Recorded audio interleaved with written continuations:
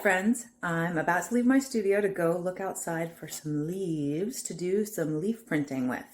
I'm going to look for fresh, so they don't crumble and crack under my fingers, fresh small leaves because I'm going to ink it and print it on an eraser and then carve it into the eraser so I have like a permanent leaf stamp. So I'm going to go out to the backyard and take a look. Okay, I'm out in my yard and I'm looking for some smaller leaves that have some really cool detail. If we take a look at these right here, these are pretty good because see, they have all the lines and shapes, and a lot of that will come through when I stamp it. So I'm going to grab just one. We don't want to hurt all the plants, right? I'm just going to take this one little one and I'm going to look for a couple more. Okay, friends, I'm back at my desk and I have all my supplies laid out, so let's go over it. Here are the leaves that I picked out. So I've got kind of different shapes and textures. This is a really small little block. This is a mounted Battleship Gray linoleum block. So I could put it on there so I can kind of stamp it so you can see that it will fit on there. Here's some other examples of ones I've made before. So there's a little pattern. And you can see it's black because I've put ink on it or paint and stamped with it like that. Are the tools. So this is the paint that I'm going to use. It's ink and it's block printing ink. So it's specifically made for this project because it's a little bit thicker.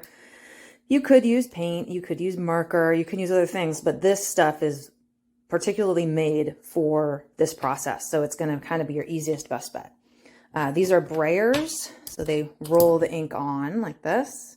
And I've got a big one and a little one, kind of depending on how much space I need to cover. I've got kind of a spatula thing to help spread out the ink so that I can roll it onto the brayer very easily. You want a nice thin even layer. And this is the tool I'm going to use to cut with. It's called a V gouge or a U gouge, and it comes with some extra tools in here. This comes off, and usually it comes with one or two different tools, and it's pretty sharp at the end. It's kind of hard to see, but it's shaped like a U or a V on the end, and you use it like this to remove material from your block. And I thought maybe we could try this ink pad and see how that works. I don't have a lot of luck with these. They don't print as nicely as the paint, but if you don't have a paint, the ink and the brayer and the spatula, this might be a good option for you, just an ink pad. So we'll try that out too. Okay, I only need a little bit. So I'm just gonna put a little dot right there. Put my lid on. It's really important to keep your printmaking space clean so that you don't get any accidental marks on your prints that ruin them. That would be a bummer. And I'm gonna pet the cat. So I'm only gonna go one direction so that the whole wheel gets the even amount of ink on it. And you see, I'm just gonna go, if I go back and forth, I'm just getting the same small part of this brayer covered. But if I pet the cat only likes you to put it one way, right? Not both ways. So that's what pet the cat's about. And this is a little bit too much ink, so that's what this scraper's for. I kind of scrape off a bit of it and redo it. You want to hear a kind of sticky noise when you do it, and it should look kind of like velvet. So not like wet, but velvety. And that looks pretty good. I don't know if you can tell from there, but I can hear it. I can hear that it's kind of making a different sound, not like a wet swishy sound, but a nice soft scraping sound. You know it when you see it. Okay, and now I'm going to ink this leaf again very carefully, and kind of, you get some fun reverse prints when you do this. As you can see, isn't that cool? That's why I just like this whole process. I'm going to do it the other way and get a lot of ink on there. So you can see it's got better coverage than before. I could go a little bit more, but doesn't have to be perfect. There. And I'm going to put it on the block here. I'm just pressing it with my fingers. You don't need all the fancy tools. I probably could have just used my fingers for this whole thing, but that gets kind of messy. Okay, And the reveal, the best part. Ooh. I'm gonna do some carving on it. Okay, now that I've got my leaf printed on my block, this is an eraser style block, so I just cut it out of that big piece just using scissors.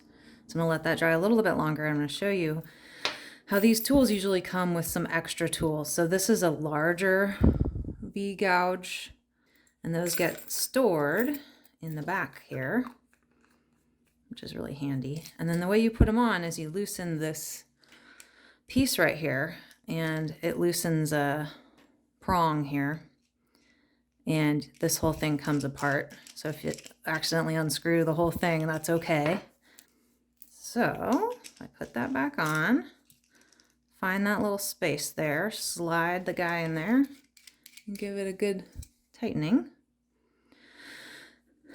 Then it won't come out. Okay, and when you start carving, so you need to decide if you're gonna carve away all the black lines, the heavy black lines, then those are not gonna print, so that's gonna be white. So you're kind of thinking in reverse here.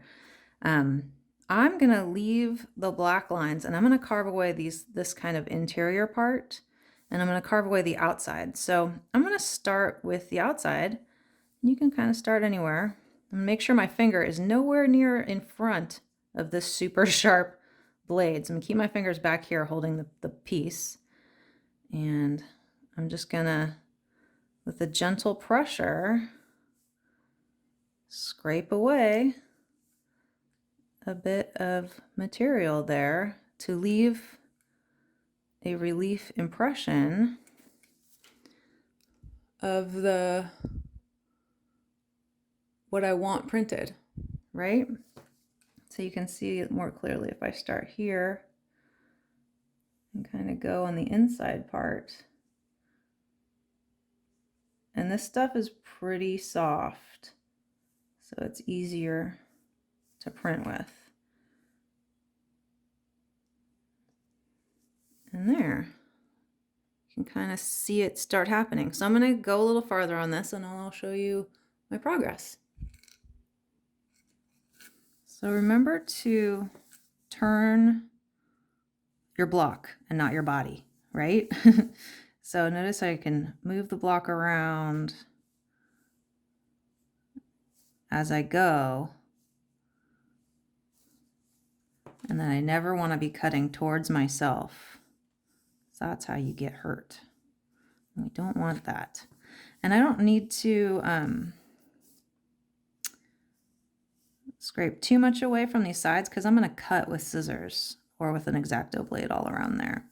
And then for the inside here, I have my kind of magnifying glasses on here. If you kind of pull up, you can get an end there. So I'm going to kind of, this one has a good amount of detail. So if this is the first time you're doing this, you don't need to choose a leaf with so much detail. That might lead you to a better success if you choose like a pretty simple looking leaf like the ginkgo, where it's just kind of an outline. So this ginkgo here. So this one you could just carve around the edge and then just do some lines for texture and then carve through here, and that would be easier than this one. I seem to have chosen the most difficult design to carve. So, but that way you can see if you're feeling really adventurous.